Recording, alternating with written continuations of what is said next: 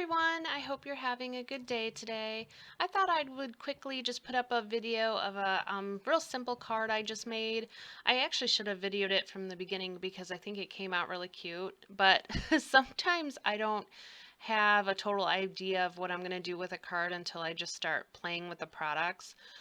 So this was Fawn's Get Well Before and After set. And it's supposed to be used with their magic picture die, I think it's called. But today I just used one image by itself, and I wanted to try to make my background a pattern paper. I love to watch like Yana Smakula do this, so she gives really good inspiration to try it. So I think what I did was start with the biggest image, which was that pill bottle. I filled that in, and then I think I used the little cross or band-aid there. And then I filled in with some of the smaller images, and I just used a couple different Catherine Pooler inks. And then when I was done with that, I decided to take a blender brush and just blend around the edges, darker and then lighter in the center with that aqua color. So once I had that all done, I decided to make like a little band.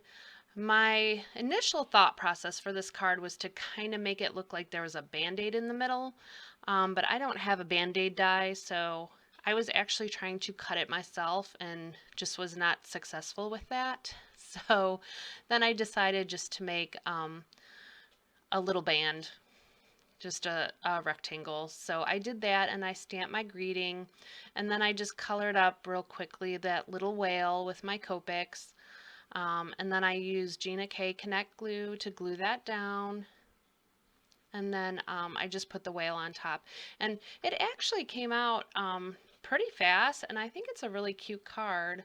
I love that set, the little turtle on his back and the whale with the thermometer and the little bird with his arm in a sling. You can use it in so many different ways because then you have the other images where they're fine. So I think it's a great versatile set.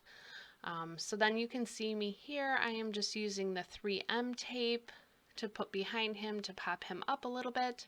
I actually use this card for a swap for a group I'm in.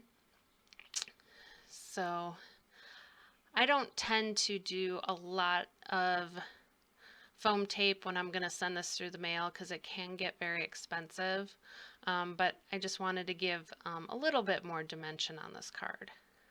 So I'm just going to pop that up there, and then I will be done with this card. Hopefully this will give you some ideas to make your own backgrounds. And there we go. And I also used my white gel pen, and I did put a couple highlights on him. Sometimes I do this, sometimes I don't. It just depends what kind of mood I'm in. And then I did take my Nuvo glitter gloss to put a little bit of sparkle on him. I always love a little bit of sparkle on my cards. So I hope you enjoyed this and maybe got some ideas to make your own pattern paper from some of the small stamps in your stamp sets. So that's it for me today. I hope this card gave you a little bit of inspiration on how to use some of the small stamps in your sets. And I hope you have a wonderful rest of the day and happy creating. And there is a final look at my card. Okay, thanks.